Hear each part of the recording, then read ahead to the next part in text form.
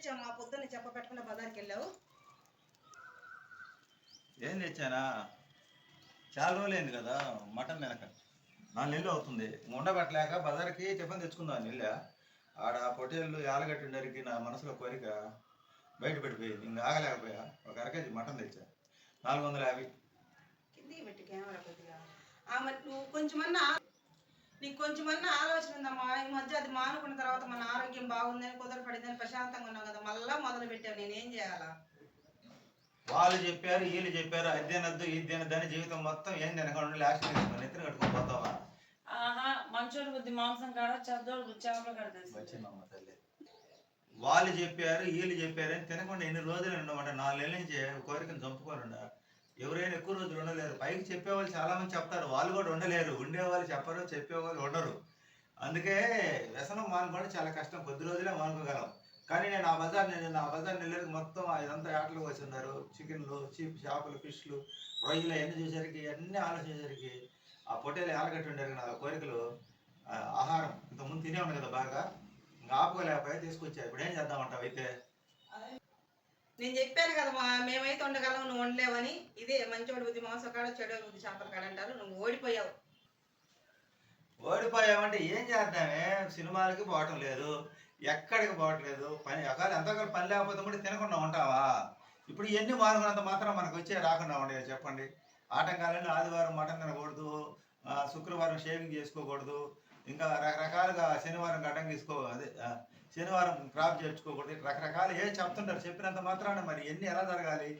ఇప్పుడు మామూలుగా జనాలు శాకాహారమే తినే పరిస్థితి. అన్ని హోటళ్ళన్నీ మాంసాహారం, కిచిడీలు, పొరాటాలు, బిర్యానీ పాయింట్లు ఎక్కువ. బిర్యానీ పాటలు ఎక్కువ అవుతున్నాయి కానీ మామూలు శాకాహార భోజన హోటల్ ఎవరైనా కొత్తగా పెడుతున్నారా?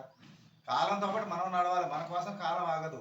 ఎప్పుడో ఏదో జరిగిద్దని అన్నిటికీ భయపడి ఉన్నాడు. అదేమంటాడు చూడు, అన్ని తెలిసినాడు అమావాస్య రోజు చచ్చిపోతే ఏం తెలియడు పౌర్ణమి రోజు చచ్చిపోయాడంట. అలా ఉంటది సామెత.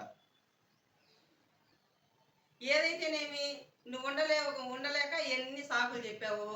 మనం టోటల్గా ఓడిపోయాము. మనం అనుకున్నది ఎందుకు? నువ్వు చేసిన పని ఏంది? నువ్వు ఒక్కడే వ్రతభంగంతో పాటు మమ్మల్ని కూడా వ్రతభంగం చేశావు. అమ్మా, ఇప్పుడు పిల్లల చదువుల కోసం అని చిన్నప్పుడు నేను నాకున్న అన్ని అలవాట్లు మానుకున్నా. ఒక టీ తప్ప నుంచి మిగతా ఏ అలవాట్లు ఎన్ని మానుకున్నా. సింగిల్గా ఎక్కడైనా టూర్లు పోవటం మానుకున్నా, ఏదైనా బయట తినేది మానుకున్నా. అన్నీ త్యాగం చేసి 53 సంవత్సరాలు షుగర్ రాకుండా ఆగిందా? బీపీ రాకుండా ఆగిందా? వచ్చేవాడు మన ఇంట్లో. ఇప్పుడు నేను బజార్ పోతుంటే ఒక స్నేహితుని చూసా. అమ్మాయి మ్యారేజ్ చేశాడు, హ్యాపీగా సెటిల్ ఆడుకొని బాగా కాళ్ళకు బూట్లు వేసుకొని నీట్గా బండి మీద పోతున్నాడు. ఏం లైఫ్ రాయిది అనుకున్నారు. కొంతమంది పిల్లలు పెళ్ళిళ్ళు చేస్తే హ్యాపీగా ఉంటారు, కొంతమంది పిల్లలు పెళ్ళిళ్ళు చేస్తే ఇట్లా దుఃఖాలు పాలవుతారు. అతని అదృష్టం అది. మేము ఒకప్పుడు కలిసి పని చేసిన వాళ్ళమే. అతను ఎంత హ్యాపీగా ఉన్నాడంటే అతను చూస్తే నాకు అనిపించింది ఏం లైఫ్ అనిపించింది. ఇప్పుడు మనం ఎన్ని మానుకొని, ఇన్ని వ్రతాలు చేసి, ఇన్ని గుళ్ళు గోపురాలు చేసి, తిరిగి ఇన్ని చేసిన మటుకు మనం ఏం సాధించాం? మనం పిల్లలు పెళ్లి చేయగానే మనకు రావాల్సిన అన్నీ వచ్చేసినాయి, కష్టాలన్నీ బాధలన్నీ వచ్చేసినాయి. పోనీ వర్క్ పరంగా నిజాయితీగా ఉండి ఏమైనా సాధించానా? మనం అనుకుంటాం, గీట్లు పెట్టుకుంటాం, ఇట్టుంటే దేవుడు కాపాడతారు, అట్టుంటే కాపాడతారని. కానీ ఇట్టుండే వాళ్ళు, ఇది కలియుగం. అన్నీ తిని అన్ని రకాలుగా ఎట్టంటే అట్టు ఉండే వాళ్ళకే దేవుడు మంచి లైఫ్ ఇస్తున్నాడు. మనం కరెక్ట్గా అన్నింటినీ క్రమశిక్షణగా ఉండి, ఉదయం నుంచి సాయంత్రం దాకా అన్ని కరెక్ట్గా ఉండి చేసేవాడికి కష్టాలు తప్పట్లా. నాకు అదే అనిపించింది. అందరం ఒకేసారి ఉన్నాము, ఒకే రకంగా ఉండదు. ఒక్కొక్కరు లైఫ్ ఒక్కొక్క రకంగా చూడు ఎంత హ్యాపీగా ఉందో. ఒకరేం బరువు దించుకొని హ్యాపీగా ఉండదు, ఒకరు బరువు దించుకోవాల్సి బరువు ఎత్తుకున్నారు. ఇది జీవితం. అందుకని మొన్నంతకాలం తినటమే మనకి, మీకు దేవుడు ఇచ్చిన అవకాశం అదొకటే. తినటం అంటే అసలు తిండి కాదు, అప్పుడప్పుడు తినాలి. తినకుండా మొత్తం కండిషన్లో పెట్టుకుని మటుకు ఏం చేస్తాం? ఓహో, నువ్వు చెప్పేది బాగుంది. ఒక్కొక్కరు రాత ఒక్కొక్క రకం ఉంటుంది. వాళ్ళ అదృష్టం అది, మన దురదృష్టం ఇది. దేవుడు ఏది ఇస్తే దాన్ని స్వీకరిస్తేనే మనం హ్యాపీగా ఉండగలం. అది సరే, ఇంతసేపు మాట్లాడావుగా. మీరు తినరుగా మటన్ నా ఊరికొండి పెట్టు. ఇది కవర్లో తీసి నీట్గా రెడీ చేసి శుభ్రం చేసి బాగా చేయి. చాలా రోజులైంది.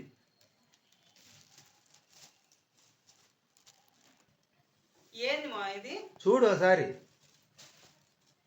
బయటిది. ఓ, మా వారు ఇంతసేపు మా మీద ప్రాంక్ చేసి మమ్మల్ని హడలెత్తించేలా చేశాడు. సాంబారు తీసుకొచ్చింది. ఇంట్లో ఇడ్లీ ఉన్నాయి అని చెప్పారు. అచ్చం ఇంట్లో ఇడ్లీ తినలేము. అందుకని బజారు పోయి 2 ప్యాకెట్లు సాంబార్ ఇచ్చారు. 2 ప్యాకెట్లు సాంబార్ 40 రూపాయలు. 4 వడ తీసుకొచ్చి ఆ వడ 7.5 రూపాయలు ఎక్కడ, 4 వడ 30 రూపాయలు, మొత్తం 70 రూపాయలు. మేము మిగిలిచ్చింది ఏంటంటే జనరల్గా మొత్తం 2 ప్లేట్లు సాంబారు, 4 ఇడ్లీ, 4 వడ తీసుకుంటే మా ముగ్గురు సరిపోతాయి. కానీ నేను కొన్నందుకు వెలిగిన పెట్టి 30 రూపాయలు మిగిలిచ్చా. 30 రూపాయలు బండి పెట్రోల్ కాడకు పోయించిన దాదాపు ఒక 6 రూపాయలు బండికి పోతే 24 రూపాయలు మిగిలిచ్చా. ఇది నేను కట్టుబడితే ఏదో నాకు విషయాన్ని కట్టుబడితే కట్టుబడి ఉంటా. వీళ్ళు అనుకున్నారా నేను తిండి కాకుండా ఉండలేనని. వాస్తవానికి ఇంత ముందు అటు పోతే చూడకుండా ఉండలేను ఆదివారం.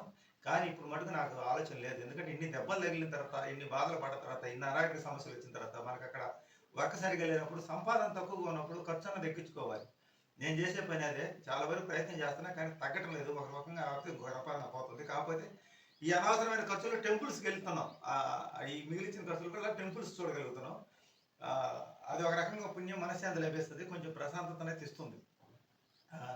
మానుకున్న వాటిని మళ్ళీ తిరిగి అలవాటు చేసుకోవద్దు. ఎందుకంటే రెండోసారి అలవాటు చేసుకుంటే అవి ఇంకా అసలు మానుకోవడం కష్టం. ఏంటంటే ఒకసారి గొడవ జరిగి గందరగోళం తిట్టుకొని విడిపోయిన బంధువులు కానీ స్నేహితులు కానీ కలిస్తే మళ్ళీ రెండోసారి వాళ్ళు ఎంత దెబ్బ కొడతారంటే అంత ప్రమాదంగా ఉంటుంది వాళ్ళు కొట్టే దెబ్బ.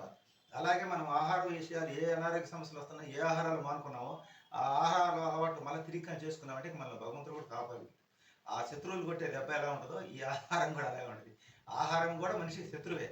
వాళ్ళు చెప్పారు వీళ్ళు చెప్పారు కదా, నిజాయితీ ఆలోచన చేస్తే శాకాహారమే మంచిదండి. మాంసాహారం ఎన్ని రోజులు తిన్నందుకు దాని దగ్గర అనారోగ్య సమస్యలు కూడా మేము పడ్డాము, బాధలు పడ్డాము కాబట్టి మానుకున్నాము. ఇంకా మేము వాటి జోలికి పోదలుచుకోలేదు. కాకపోతే సండే కాబట్టి ఈరోజు చిన్న ఫ్రాంక్ వీడియో చేద్దామని చేసామండి. మా వీడియో నచ్చితే లైక్ చేయండి, షేర్ చేయండి, సబ్స్క్రైబ్ చేయండి, సపోర్ట్ చేయండి. Thank you friends. ఇంట్లో పెట్టిన ఇడ్లీ చూశారు కదా, ఇంట్లో పెట్టిన ఇడ్లీ, హోటల్ నుంచి తెచ్చిన వడ. ఇది హోటల్ నుంచి తెచ్చిన వడ, సాంబారు. ఇది ఇంట్లో పెట్టిన ఇడ్లీ. అంటే మొత్తానికి టోటల్గా 30 రూపాయలు మిగిలిచ్చాను నేను. 24 రూపాయలు మిగిలిచాను బండి పెట్రోల్ పోతే. 24 రూపాయలు మిగిలింది కదా. ఇది సండే స్పెషల్. సాంబార్ కాగబెట్ట మర్చిపోయి సాంబార్ కాగబెట్టిపోయి ఆ వీడియో.